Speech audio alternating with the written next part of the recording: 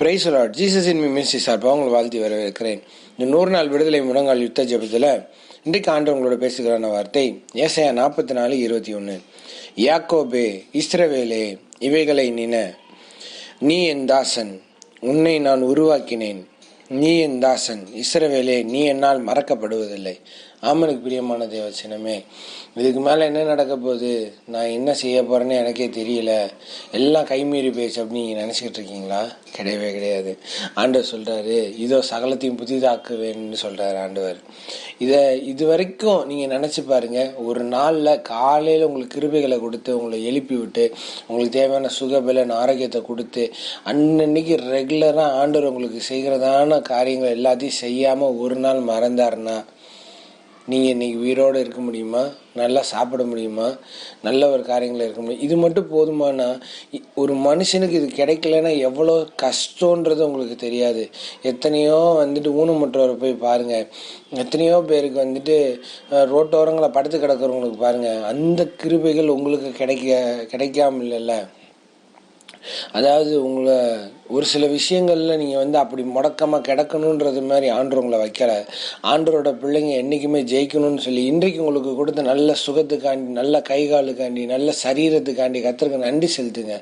ஆண்டவர் உங்களுக்கு எதுவுமே செய்யலைன்னு உங்களால் சொல்லவே முடியாது. நீங்கள் வாகனத்தில் போகும்போதும் வெளியே போகும்போதும் வரும்பொழுதும் நீங்கள் வேணால் நேரத்தை வீணடிக்கலாம். மற்றவங்கள்ட்ட சொல்லியோ உங்களோட காரியங்களை புலம்பியோ இல்லை யார்கிட்டையாவது வெட்டியாக ஃபோன் பேசிகிட்டு இருந்தோ, இந்த மாதிரி இன்ஸ்டாகிராமு இந்த மாதிரி சோஷியல் மீடியாவில் டைம் வெட்டியாக ஸ்பெண்ட் பண்ணிக்கிட்டு இருந்தாலோ, அதாவது நீங்கள் உங்களோட நேரங்களை விரயமாக செலவு பண்ணுறீங்க. ஆனால் ஆண்டவரோ உங்களுக்கு என்ன செய்யலாம், உங்களை எப்படி முன்னேற்றலாம், உங்களுக்கு எப்படி உதவி செய்யலாம், இந்த கட்டுலேருந்து இவனை எப்படி வெளியே கொண்டு வரலாம், இதை மேற்கொள்றதுக்கு இவனோட முயற்சியை உண்டு பண்ணி அந்த எண்ணத்தையும் கொடுத்து அந்த யோசனையும் கொண்டு வந்து அதை அவங்க செயல்படுத்தவும் வச்சு அந்த செயல்படுத்துகிற காரியங்களை அவர் கிரியையும் செஞ்சு உங்களை ஜெயிக்க வச்சு ஒரு இடத்துல உட்கார வைக்கிறதுக்குள்ள ஆண்டவர் எவ்வளோ ஒர்க் பண்ணுறாருன்னு உங்களுக்கு தெரியுமா? ஆண்டவர் உங்கள் வாழ்க்கையில் உங்களை நல்லா வைக்கணுன்றக்காண்டி நிறைய ஒர்க் பண்ணுறாரு. உங்கள் பிரச்சனைகளை மேற்கொள்றதுக்குண்டான பலனை கொடுக்கறதுக்கு நிறைய ஒர்க் பண்ணுறாரு. ஆனால் அவர் ஒர்க்கை நம்ம தான் மதிக்கிறதே இல்லை. ஆண்டவரோட வார்த்தைக்கு செவி கொடுக்கல அப்படின்னா ஆண்டவர் எப்படி நம்மளுக்கு இப்போ சொல்கிற ஐடியாக்களை ஆண்டவர் நம்ம வாழ்க்கையில் முன்னேற்ற காரியங்களை எப்படி நம்ம தெரிஞ்சுக்க முடியும்? நம்ம ராஜாக்கள் ஆச்சரியமாக இருக்கிறோம். அப்போ எப்படிப்பட்ட வாழ்க்கை நம்ம வாழணும்? நல்ல வாழ்க்கை வாழணும். அப்போ நல்ல வாழ்க்கை வாழணும், பிறர் நம்மளை பார்த்து உதாரணமாக சொல்லணும். அந்த அளவுக்கு எப்படி சொல்லணும் அப்படின்னா, வாழ்ந்தா இவனை மாரி வாழணும்னு சொல்லணும்.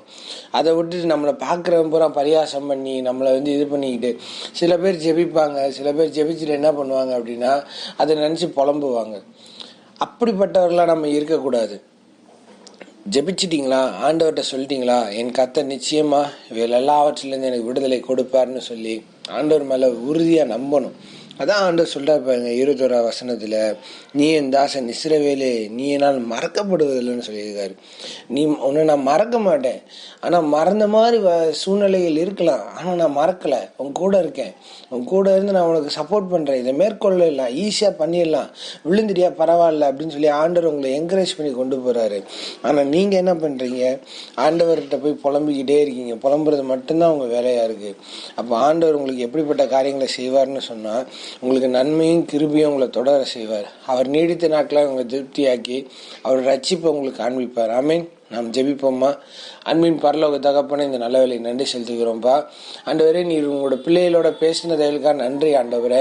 ஆண்டவரே, உம்மோடு பேசுகிற அந்த உறவு உண்டாக்காண்டி சோதரம். கர்த்தர் பெரிய காரியங்களை செய்யுங்க ஆண்டவரே. கிழக்குக்கு மேற்குக்கு எவ்வளவு தூரமோ அவ்வளோ தூரமாக எங்களோட பாவங்களை எங்களை விட்டு விளக்குகிறவரே, அதுக்காண்டி சோதரம்ப்பா. ஆண்டவரே, தடைகளை உடைக்கிறவரே சோதரம்ப்பா. தள்ளாட ஒட்டாரே சோதர ஆண்டவரே. எங்களை காக்கிற ஒரு உறங்கார் என்றவரே சோதர ஆண்டவரே.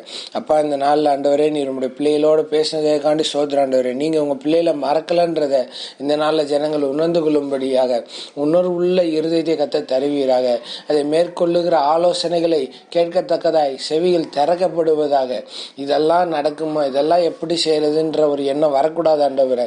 அப்பா, நீங்கள் சொன்னோன்னே சொல்லும் ஆண்டவரே, அடியேன் கேட்கிறேன்னு சொன்னது மாதிரி கர்த்தர் பெரிய அற்புதங்களை செய்யுங்கப்பா, அதிசயங்களை செய்யுங்கப்பா. ஆலோசனை கர்த்தராய் இருந்து ஆண்டவரே பல காரியங்களை செய்யும்படியாக நாங்கள் செபிக்கிறோம் ஆண்டவரே. ஆண்டவரே, இந்த ஜனங்களை கொண்டு கர்த்தர் அற்புதத்தை செய்யறதுக்காண்டி ஸ்தோத்திரம். கர்த்தர் பெரிய காரியங்களை செய்யுங்க. இயேசுவின் நாமத்தில் நல்ல பிதாவே, ஆமென்.